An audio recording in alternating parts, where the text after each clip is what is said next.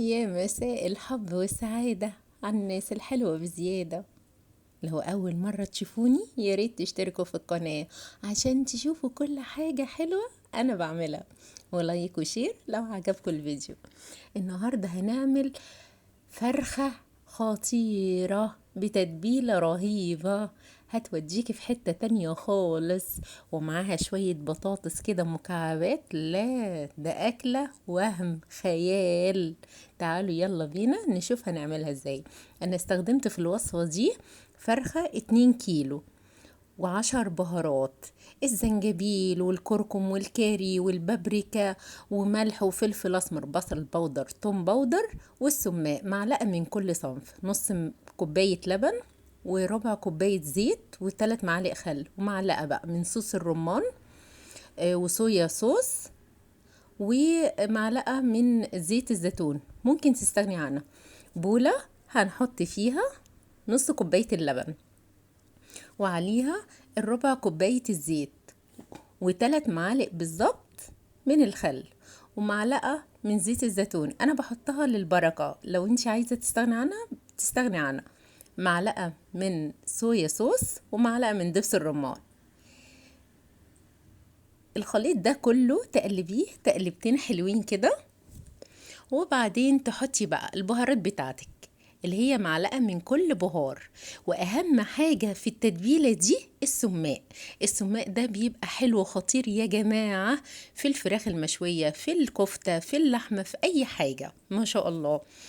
وجبت بقى بولة حطيت فيها الفرخة، وهحط التتبيلة الخطيرة على الفرخة، وبإيديكي بقى الحلوين دول تقعدي بقى تدعكي الفرخة بالتتبيلة دي ما بين العظم ما بين الجلد، يعني تدعكيها الدعكة المحترمة علشان تتبل حلوة خالص. وتسيبيها يوم في التلاجة، لو انتي مستعجلة ممكن 3-4 ساعات، بس انا سبتها يوم بحاله علشان الفرخة تتشرب التتبيلة وتبقى طعمة خالص. هغطيها واسيبها في التلاجة، وتاني يوم على طول اما خرجتها، ياه ده ما شاء الله تحفة، ولا الريحة رهيبة يا جماعة. هركنها على جنب علشان احضر البطاطس بتاعتي. جبت شوية بطاطس حلوين كده، وهقطعهم مكعبات براحتك بقى في التقطيعة. تقطعيها حتت كبيرة حتت صغنونة انتي وراحتك. انا قطعتها مكعبات كبيرة شويتين، ومش هحط فيها خضار خالص، انا بحبها بس بطاطس سادة. لو انتي عايزة بقى تحطي شوية بصل شوية طماطم شوية فلفل انتي وراحتك، بس انا بحب افرقها ما بين صينية البطاطس بالفراخ والتتبيلة دي، لان انا هحط دلوقتي عليها ايه، مش هعمل لها تتبيلة مخصوص. عارفين التتبيلة بتاعت الفراخ انا كنت عاملاها بزيادة.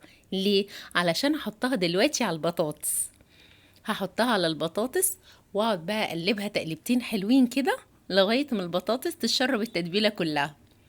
بس التتبيلة حسيت انها ناقصة حبتين، قمت انا حبيت ازود ايه بقى، نص معلقة من البابريكا والفلفل الاسمر والملح عشان تبقى مظبوطة. وبعد ما زودتها دلوقتي هقلبها التقليبتين الحلوين بتوعنا. ونجيب بقى، عارفين الكيس الحراري، اكبر كيس حراري حجم كبير يعني علشان يقضي الكمية كلها وتستوي الفراخ والبطاطس براحتها.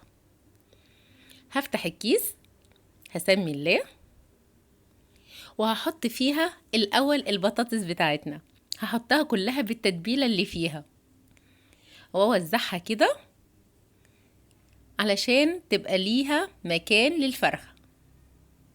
بعد ما اوزعها طبعا هجيب الفرخة واحطها فوق منها، بس هتقلبي هتوسعي يعني الكيس لبره مش لجوه، علشان خاطر ما يلمس اي تتبيلة وما يتبهدلش منك. وبعد ما حطيتي الفرخة وبقية البهارات يعني التتبيلة، هتقفليها، هتخرجي كل الهواء من الكيس اللي جوه، وتعمليها عقدة كده حلوة، وتحاولي اللي انتي تثبتي العقدة، والعقدة دي تدخليها ما بين الوراك يستحسن يعني عشان تبقى شكلها ظريف. وتجيبي صينية وتحطي الفرخة عليها وتحطيها في الفرن.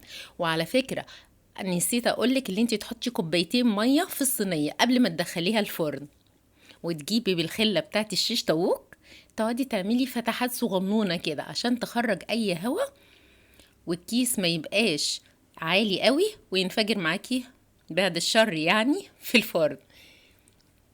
اما خرجتها من الفرن ما شاء الله تستني عليها لمدة دقيقتين 2 تستهدى كده، وتفتحيها بقى بالسكينة بالراحة وبالراحة على ايديك لانها سخنة مولعة. ياه على الجمال، ياه على الريحة، خطيرة، حاجة بجد في منتهى الجمال والروعة.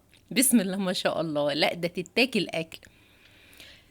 على فكرة يا جماعة الأكلة دي ما بتاخدش وقت خالص، سهلة سهلة في منتهى الجمال، وممكن تقدميها بقى مع رز أبيض، رز بشعرية، مكرونة، اللي انتي عايزاه انتي وراحتك.